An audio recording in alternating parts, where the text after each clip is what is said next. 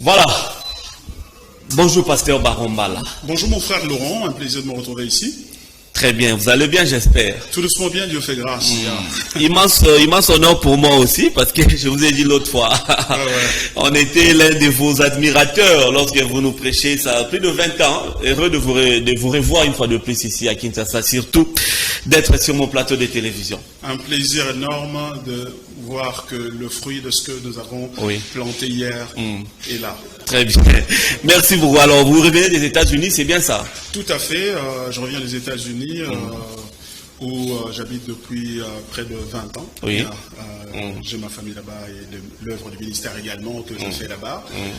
Je suis ici pour des raisons de ministère d'ailleurs, ici à Kinshasa pour le moment.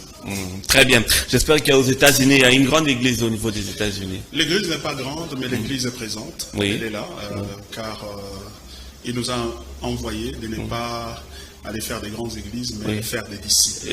Exactement. Il ne t'a pas envoyé pour faire des grandes églises. Oh là là, ça c'est fort, c'est très bien.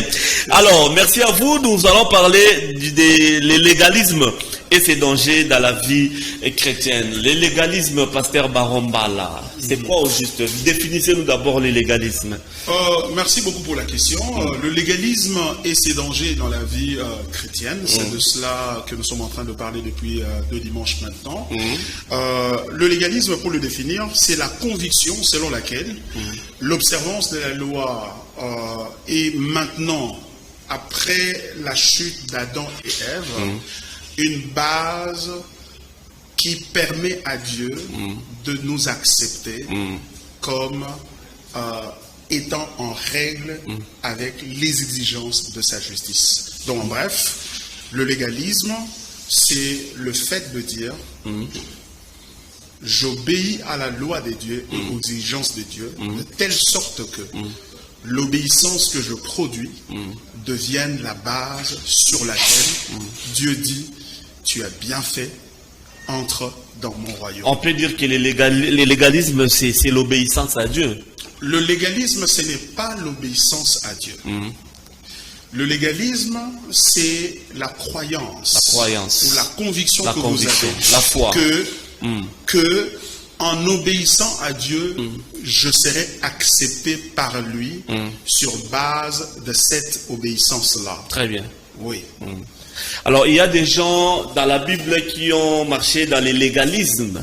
Tout à fait, il y a des gens qui ont marché vraiment dans le légalisme. Et pour mieux comprendre le légalisme et comprendre combien les gens ont marché dans le légalisme dans le passé, il faut d'abord comprendre pourquoi le légalisme est mauvais. Le légalisme est mauvais parce que c'est de cela que nous essayons de débarrasser les croyants en les invitant à venir suivre cette conférence. C'est que le légalisme est mauvais parce que c'est une prétention que quelqu'un aurait ou quelqu'un a, pensant que de ma propre nature, il suffit que Dieu m'exige ou me présente ce qu'il exige de moi, ce qu'il attend de moi, et je suis capable par moi-même d'obéir à cela strictement, sans faillir, sans me détourner à gauche ou à droite de ce que Dieu a dit. Très bien. Et ainsi, en obéissant, je vais rencontrer les exigences de la loi de Dieu, et Dieu n'aura plus le choix que de dire, maintenant que tu as obéi, tu es juste, tu es donc acceptable dans ma maison. Et vous allez comprendre tout de suite pourquoi cela est mauvais, parce que nul n'est parfait. Nul n'est capable de dire que je vais obéir totalement à la loi de Dieu sans m'en départir, sans m'en détourner ou sans faillir en quoi que ce soit. Voilà. Ok, merci beaucoup, c'est ça, et pourtant c'est ce qui règne sur cette terre, le légalisme, beaucoup d'entre nous. Tout à fait, c'est ce qui règne. Ça règne d'abord, déjà, on le voit dans la parole de Dieu dans la Bible. Vous savez, Adam et Ève, Dieu leur avait donné une loi. Et Dieu leur avait dit, vous allez obéir à cette loi. Et la loi consistait à quoi? À ne pas manger le fruit de l'arbre de la connaissance du bien et du mal. Car Dieu leur avait dit, le jour où vous en mangerez, eh ben vous mourrez. C'était la seule période de l'histoire de Dieu et l'homme où l'homme était tenu à produire l'obéissance à la loi de Dieu ou à l'exigence de Dieu. Exactement. En compensation de cela, compensation, il allait recevoir l'approbation de Dieu. Mais dès que Adam et Ève ont failli et n'ont pas pu obéir, il s'est introduit quelque chose dans la nature humaine qu'on appelle le péché. Parce qu'il faut faire la distinction entre ce qu'on appelle le péché comme le principe de vie qui s'oppose à la pensée de Dieu et à la volonté de Dieu, et l'acte qui consiste à désobéir à une instruction ou à un commandement de Dieu. Il y a une différence. Il y a une différence monumentale. Et la différence est la suivante. C'est que l'acte du péché, c'est un acte de désobéissance. Très bien. Qui émerge ou qui provient, qui tire son origine de l'incapacité naturelle de l'homme depuis la chute d'Adam et Ève. C'est-à-dire après la chute d'Adam et Ève, il y a une incapacité notoire dans l'homme à pouvoir obéir à Dieu. Là, c'est l'acte. Cette incapacité qui est liée à votre nature, ça, c'est ce qu'on appelle le péché ou la nature pécheresse. Voilà, la nature pécheresse. Ça s'appelle aussi le péché. Maintenant, le péché comme acte peut être au pluriel les péchés, c'est-à-dire les actes des désobéissances à une instruction particulière. Par exemple, ne volez pas. Quand vous volez, vous commettez le péché. Mais ce qui vous a conduit à commettre l'acte du péché en volant, c'est ce qu'on appelle le péché aussi, c'est-à-dire la nature pécheresse. Très bien. Oh, c'est très profond. Tout ceci est vulgarisé ou bien est prêché dans des conférences ou des séminaires que vous organisez chaque dimanche ces derniers temps. Oui, tout à fait. Nous sommes depuis maintenant 2 dimanches. Nous en avons 6 au total. Vous en aurez 6 donc. Nous en avions prévu 6. On a déjà consommé 2. Il nous en reste 4. Oui. Et c'est là que nous parlons de cette thématique du légalisme. Parce que il est impossible, depuis que Adam et Ève ont commis le péché, il est impossible à l'homme de devenir agréable à Dieu ou de recevoir le salut de Dieu. Et non seulement le salut, mais aussi la bénédiction de Dieu en observant la loi. Par conséquent, tout ce que nous recevons de Dieu, c'est par la grâce. Par la grâce. Par la grâce. Rien que la grâce. Rien que la grâce. Comme on dit à Lingala. Tout est grâce, comme a chanté le pasteur Atoms, que je salue en passant. Très bien. Ah, merci beaucoup. Alors, ça se passe comment? D'abord, avant d'en parler, je voulais dire les dangers. Quels sont les dangers dans la vie d'un chrétien ou d'une chrétienne s'il est directement plongé dans le légalisme? Mais quels sont les dangers qu'il encourt? Voilà, le légalisme produit des dangers assez remarquables. Le premier danger, vraiment le temps ne nous suffirait pas ici, c'est pourquoi nous demandons aux gens de venir à la conférence, de citer tous les dangers, mais voici quelques-uns. Très bien. Le premier danger, c'est que si vous pensez qu'en obéissant à Dieu par vous-même, vous allez lui plaire, vous êtes en train de vous tromper parce qu'à la fin du compte, vous allez vous rendre compte que Dieu va trouver toujours quelque chose à laquelle vous n'avez pas obéi. Pasteur, obéir à Dieu par vous-même, ça veut dire quoi? Ne pas aller à l'église, ne pas suivre la parole de Dieu ou comment? Voilà. Par votre nature. Par votre nature, obéir à Dieu par vous-même, ça veut dire que lorsque vous considérez par exemple les 10 commandements, tu n'auras pas d'autre Dieu, tu ne voleras pas, tu ne tueras pas, tu n'envieras pas, etc. Honorer le père et la mère. Voilà, observer le sabbat, etc. Et en dehors de ces 10 commandements, on a totalisé autour de 613 commandements dans les 5 premiers livres de l'Ancien Testament qu'on appelle, écrit par Moïse, qu'on appelle le Pentateuque. Donc, vous êtes tenu d'observer tous ces commandements-là si vous voulez être sauvé ou être béni par Dieu. C'est impossible. C'est impossible. Donc par conséquent, le danger de vouloir essayer, c'est de ne jamais être sauvé. Très bien. De rater le salut. Parce que le salut ne viendra jamais par les œuvres. L'apôtre Paul dit dans Éphésiens chapitre 2 verset 8, c'est par la grâce que vous êtes sauvés au moyen de la foi. Ce n'est point par les œuvres afin que personne ne se glorifie. Voyez-vous? Et les premiers dangers, c'était ça. Donc, de croire en soi-même, de faire les naturels. De faire les naturels et vous ne serez pas sauvés. Vous ne serez pas sauvés. Voilà. C'est-à-dire que vous allez passer toute votre vie à vous battre, à pour vous battre, obéir à Dieu, à faire la volonté de Dieu. Impossible. Impossible. Et à la fin, vous arrivez et dit, vous n'avez pas réussi. Vous n'avez pas réussi. Retournez. Les commandements sont trop. Mais par contre, si vous vous appuyez sur ce que Jésus a fait, sur ce que Christ a fait, parce que c'est cela la bonne nouvelle, c'est que Dieu a trouvé que personne ne pouvait par lui-même obéir strictement, scrupuleusement, parfaitement à sa loi. Alors il a fait, il nous a donné Jésus de telle sorte que Jésus soit un substitut pour nous. Très bien. Il prend notre place et nous prenons la sienne. Très bien. Il porte nos péchés et nous portons sa justice. Exactement. Et sa sainteté. Et du coup, lorsque nous nous tenons devant Dieu avec la sainteté de Jésus, et Dieu dit, voilà, là je suis d'accord. Maintenant vous pouvez entrer au ciel. Là c'est vrai. Donc c'est pour dire qu'il faudrait passer nécessairement par Jésus-Christ. Il faut absolument passer par Jésus-Christ. Pourquoi? Parce que Jésus, non seulement qu'il est le Fils de Dieu, et en tant que tel, il n'a jamais péché.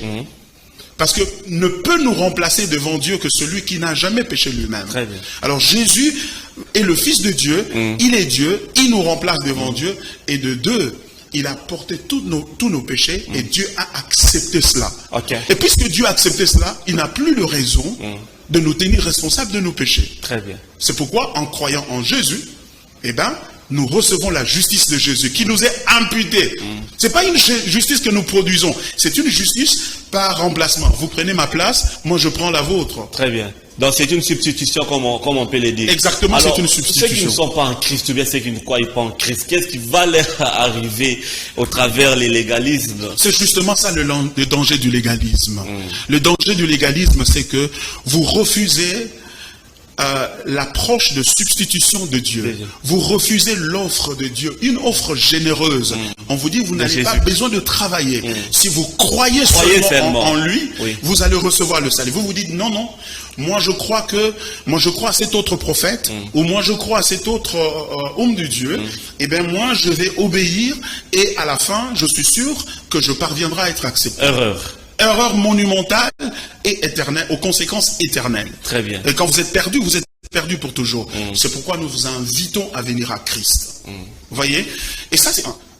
Deuxième chose, lorsqu'il s'agit maintenant, parce que plusieurs chrétiens, de manière générale, s'accordent à dire que oui, j'accepte la grâce de Jésus, j'accepte que Jésus-Christ est mort pour moi, il est ressuscité pour me sauver. Mais maintenant, c'est là où le problème vient. Le problème vient lorsque maintenant on dit, je suis d'accord que je suis sauvé par la grâce, mais je vais être béni par les œuvres. Je vais recevoir la sanctification par les œuvres. Je vais recevoir mon mariage, je vais recevoir les bénédictions, le travail, les enfants, etc., le ministère, je vais recevoir ça par la loi. Et c'est ça le problème que nous retrouvons dans l'église aujourd'hui. La loi. La loi, c'est-à-dire, on dit aux gens, pour que Dieu te bénisse, voici les conditions que tu dois remplir. Et quand tu les remplis, alors tu vas être béni. Alors, première chose qu'il faut faire, il faut se sanctifier. Il faut être au-delà, il faut s'éloigner du mal. En d'autres termes, se sanctifier du jour au jour. Se sanctifier le jour au jour. Nous péchons tous les jours. Nous péchons tous les jours. Et quelqu'un va dire, mais pasteur, où est le mal en cela si je dois me sanctifier tous les jours? Le problème, c'est celui-ci. C'est que si vous devez vous sanctifier tous les jours pour obtenir quelque chose de la part de Dieu, la grâce, pour obtenir une bénédiction, un travail, le mariage et toutes ces bonnes choses-là, ce qui se passe, c'est que vous n'allez pas recevoir ces choses-là. Ah bon? Oui. Pourquoi? Parce que vous vous sanctifiez, non pas pour glorifier Dieu, mais pour vous sanctifier pour avoir ces choses-là. Très bien. Et du coup, quand vous vous sanctifiez et que vous ne recevez pas ces choses-là, vous allez abandonner. Vous allez abandonner la foi. Vous allez vous fatiguer, vous épuiser. C'est beaucoup. C'est pourquoi beaucoup de gens, mon frère Laurent, beaucoup de gens ont quitté les églises. Beaucoup de gens ne vont plus à l'église. Parce qu'ils ne reçoivent pas ce qu'ils demandent. Et ils ont posé la question, Nini salité. Nini salité. Nini salité. Ma supporter va gagner. Merci beaucoup, pasteur. Alors, il y a des gens qui reçoivent Jésus, mais qui sont dans le légalisme, qui sont naturels. Oui. Qu'est-ce qui arrive? Les gens qui reçoivent Jésus et qui croient en lui. Qui croient en lui, mais qui sont naturels, qui font ce qu'ils veulent faire, tout ça. Qui veulent faire. Les bonnes œuvres et consorts. Voilà. J'aimerais d'abord préciser quelque chose d'entrée de jeu, mon frère Laurent. C'est que je ne suis pas de ceux-là qui parlent de ce qu'on appelle aujourd'hui la grâce extrême. C'est-à-dire, il y a un courant aujourd'hui dans l'Église de ceux qui parlent de la grâce extrême, c'est-à-dire qui disent, maintenant, parce que nous avons été sauvés par la grâce, même si nous péchons, même si nous faisons le mal, eh bien, ça sert à rien parce que Jésus nous a déjà pardonné. Et on leur pose la question, mais alors, devons-nous pécher? Ils disent non, il ne faut pas pécher. Et on dit pourquoi?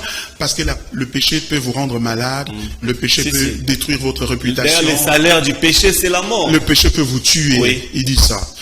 Nous ne péchons pas parce que le péché nous nuit. Nous ne péchons pas parce que le péché heurte le cœur de Dieu. Très bien. Ça dérange le cœur de Dieu. Ça dérange le cœur de Dieu. En d'autres termes, quand je pêche, je suis en train de dire, je préfère pécher que compter sur toi. Okay. Je préfère me battre moi-même. En d'autres termes, cette manière-là d'agir, les théologiens appellent ça antinomisme, c'est-à-dire le fait de s'opposer à la loi et pécher. C'est en fait une forme de légalisme aussi. Très bien. La grâce extrême, c'est une forme de légalisme. Et alors, vous allez vous poser la question, alors, Pasteur Baron, alors que devons-nous faire? Ce que nous devons faire, c'est que nous devons nous sanctifier, non pas pour obtenir des choses, mais nous devons nous sanctifier pour glorifier Christ. Pour glorifier Christ. Ça, c'est très bien. Merci beaucoup, Pasteur Baron. On va bientôt se séparer, mais donnez-nous maintenant les explications par rapport à tous les dimanches. C'est où les rassemblements, les messages, ça se passe où? Oui, le rassemblement ont lieu à ce qu'on appelle restaurant les Huileries. Ça se trouve en face de l'hôtel Africana. Africana, juste ici sur l'avenue des Huileries. Sur l'avenue des Huileries, à 100 mètres du rond-point Huileries. Donc juste en face de cet hôtel-là. En face d'Africana Palace. En face d'Africana Palace. Et nous commençons chaque dimanche de 15h à 17h. Après l'église, frère Laurent, vous pouvez venir pour écouter, parce que ce sont des dimanches d'édification. Ce sont des dimanches d'édification où nous nous retrouvons pour nous édifier, et particulièrement pour commencer une nouvelle conversation dans l'église aujourd'hui. L'église est parsemée, dominée, inondée par le légalisme et l'antinomisme. Les gens qui ont combattu, qui ont fait beaucoup d'efforts, ils ont combattu, ils ont eu ceci, ils ont fait cela, mais qui n'a pas accouché des résultats qu'ils attendaient. Alors ils se demandent à quoi bon. C'est pourquoi nous disons, vous vous êtes trompés, venez, retournons aux Écritures, retournons à la pureté de l'Évangile, et nous allons avoir... Alors les deux premiers dimanches où les rassemblements s'est déjà passé sur le légalisme et ses dangers dans la vie chrétienne, est-ce qu'il y a de l'audience, il y a les feedbacks, il y a des gens qui viennent et qui reconnaissent qu'ils étaient dans le légalisme et qui doivent changer pour ne pas justement tomber dans tous ces dangers par rapport au légalisme? Tout à fait, il y a un feedback formidable de ceux qui sont venus les deux premières réunions, parce que nous nous sommes apaisantis sur le texte de Matthieu chapitre 17, 1 à 8, le récit de la transfiguration. Jésus qui amène Pierre, Jean et Jacques à la montagne, ils arrivent et le voient à côté de Moïse et de Élie.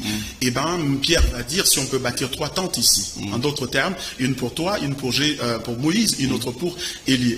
Et le Père, c'est le Père qui s'insurge et qui va dire, non, celui-ci est mon fils bien-aimé en qui j'ai mis toute mon confiance. Très bien.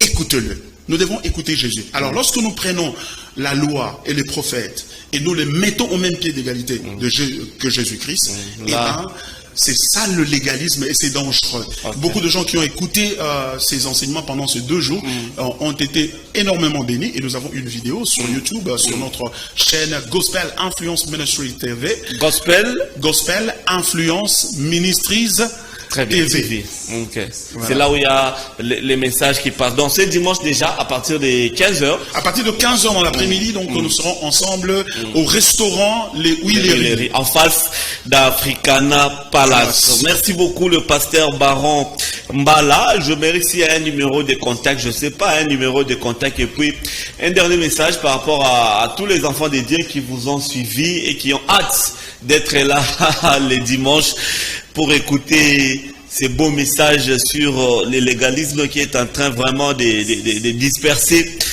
les enfants des dieux. Tout à fait. Un numéro de contact, c'est plus 243, donc 0 09 06 984 258. Je reprends, 09 06 984 258 pour nous atteindre. À vous tous bien-aimés qui nous suivez, bien-aimés dans le Seigneur, nous sentons qu'il y a une sorte de fatigue qui s'est installée dans l'église aujourd'hui. Une sorte de fatigue du combat spirituel, de l'évangile de la prospérité, de ceci et de cela. Les gens sont un peu comme fatigués. L'évangile des dîmes, l'évangile de ceci, de cela, de donner des prophéties, etc. Maintenant, nous devons retourner à la pureté de l'évangile. Et nous qui organisons ça, nous nous appelons Gospel Influence Ministries. Et c'est ça le nom de notre ministère, et au sein duquel nous trouvons cette école biblique que nous appelons Praxis, école biblique et théologique Praxis. Nous donnons des formations qui permettent à plusieurs enfants de Dieu de venir et de se recentrer par rapport à l'évangile, de comprendre que la vie chrétienne est centrée sur la personne de Christ, et Christ doit être la seule poursuite des enfants de Dieu. Et quand nous faisons cela, nous sommes énormément bénis. Donc venez vous rassembler avec nous et vous allez être bénis.